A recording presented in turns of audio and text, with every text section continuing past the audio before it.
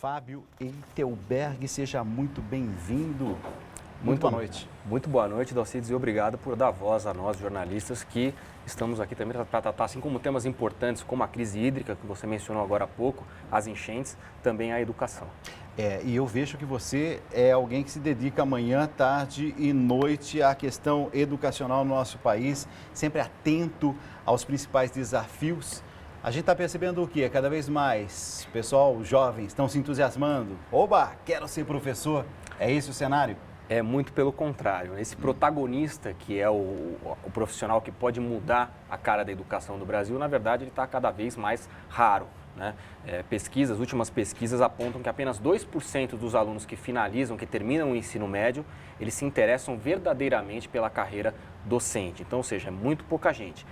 E o pior, o perfil desse professor, desse jovem professor que vai ingressar nesse mercado de trabalho, é um perfil muito repetitivo. E repetitivo no sentido de ser um aluno normalmente do sexo feminino, ou seja, os homens não se interessam muito pela carreira. Normalmente um perfil de aluno de escola pública que teve uma renda não muito alta e que teve uma formação que não teve possibilidade de acesso ao ensino superior público e sim ao ensino superior que na verdade nem sempre tem uma qualidade muito boa. Ou seja, é um ciclo que se repete. O professor que veio da escola pública do ensino básico que não tem muita qualidade, isso acaba voltando de novo e se repetindo. A gente foi tentar entender o que é que pensa um docente que está entrando nessa carreira. Vamos acompanhar. Paulo da Silva Mendes, 30 anos, músico e há um ano formado em pedagogia. Os motivos para a escolha da nova profissão? E a música foi me levando a outras áreas, né? A cultura, o trabalho social, comecei trabalhando em ONG, e aí eu comecei dando aula de música em ONG, na Associação Comunitária Monte Azul. E a partir disso comecei a pegar gosto por ensinar, lecionar, elaborar projetos, escrever. E aí eu fui buscar uma outra formação, algo mais didático, aprender a planejar, fazer sequência didática. Aí foi onde eu cheguei na pedagogia. A vivência em sala de aula. Bom, eu estou na Escola Viva faz agora 8 meses e eu sou professor de apoio do segmento 9º ano, do segmento 8º ano e 9º ano. Eu costumo fazer trabalho de organização com os alunos, na elaboração de planejamento com os professores das áreas específicas, português, matemática, ciência, geografia. E agora estou no setor de projetos também. A carreira de docente. Para mim tem sido um desafio, muitas novidades, né? Um novo aprendizado, eu diria, né? Eu acho que agora eu comecei a sentir o que é uma sequência didática de fato, a sentir o que é um planejamento anual, a sentir o que é como proposta trabalhar um eixo temático durante um ano, talvez mais, enfim. Os desafios no ensino na era da tecnologia. Não tratar também de forma discriminatória o que é novo, mas também não se abster ao que é velho, eu acho que é um desafio de mediação que o professor tem dentro da sala de aula, quando se diz respeito à tecnologia, né?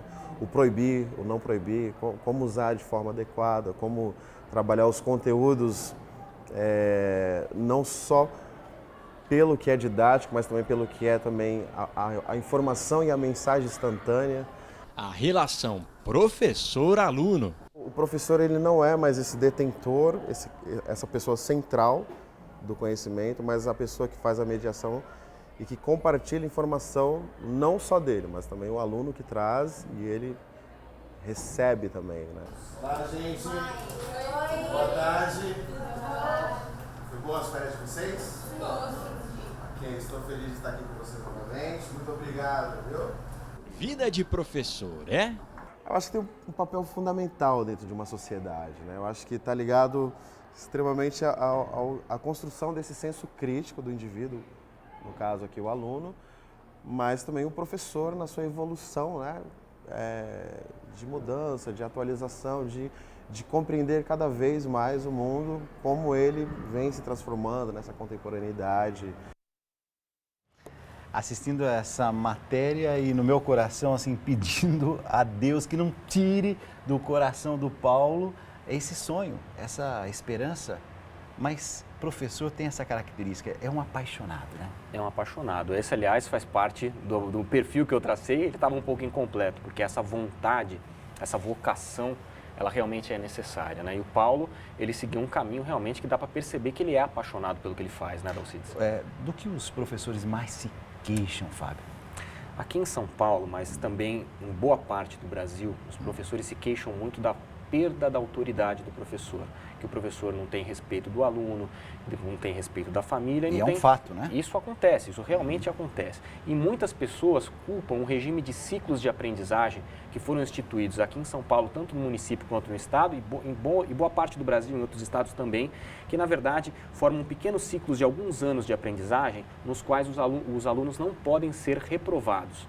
Então, o que acontece, na verdade, é que, como foi pensado esses ciclos, era para esses alunos serem acompanhados, né, ano após ano, e suas dificuldades serem acompanhadas e sanadas ao longo de um determinado ciclo, né?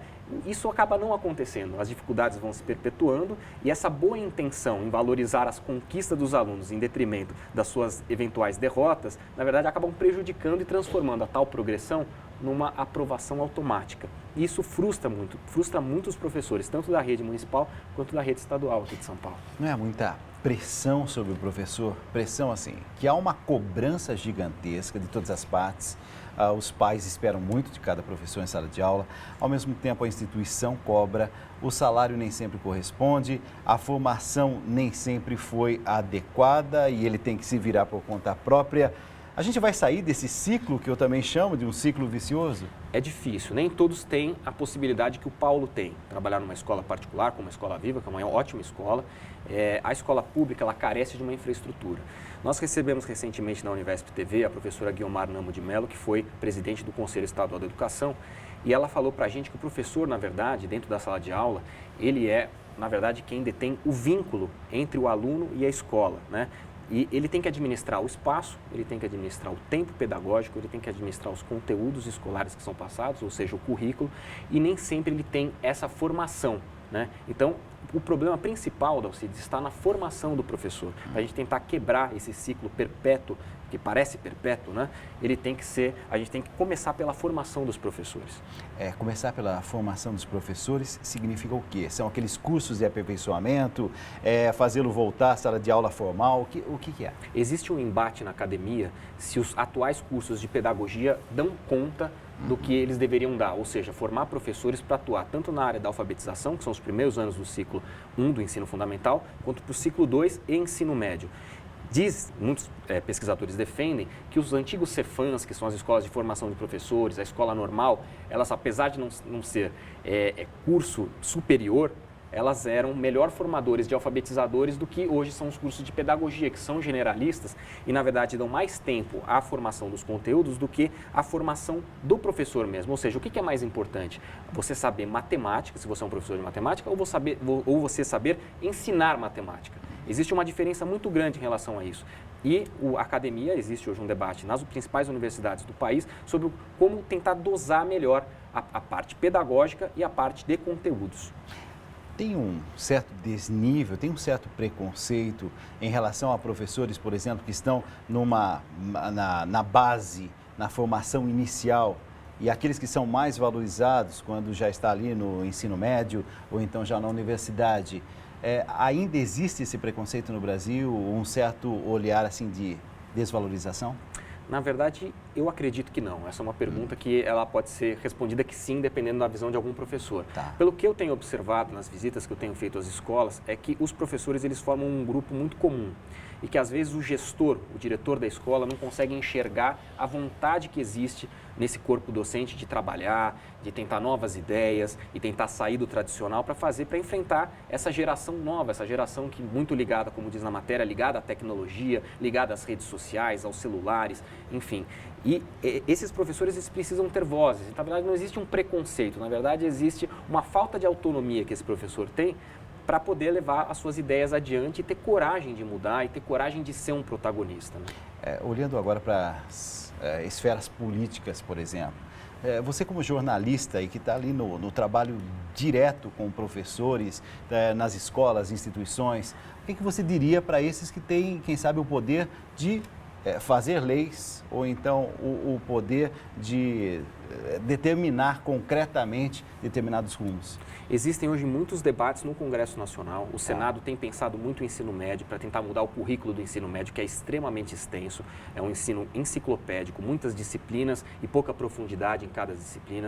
Aí o professor não consegue, tem que dar o conteúdo correndo. Então existem debates na academia, no poder público municipal, nas esferas estaduais e federais e também entre os legisladores. Na verdade, o meu recado que eu daria para o professor é que ele permaneça lutando. Dentro da sala de aula, ele consegue ter a sua autonomia independentemente da estrutura escolar, da gestão, da coordenação pedagógica, do diretor da escola. Ele tem que ter vontade, e uma coisa que é muito importante e que o Paulo menciona, que ele consegue fazer na Escola Viva, é trabalhar com projetos. Quando você trabalha com projetos, você tem metas no início, no meio e no fim. E você pode estimular o seu aluno a trabalhar com projetos e ele se tornar, por exemplo, um pesquisador. Tem um planejamento, Tem um planejamento. O professor pode ser um pesquisador. O professor ele tem que buscar esse perfil de pesquisa, porque a pesquisa ela traz vida para a educação. Então ele pode ser um pesquisador dentro da sala de aula, ele pode trazer diálogo entre ele e os alunos e ele pode fazer com que os alunos enxerguem essa vida.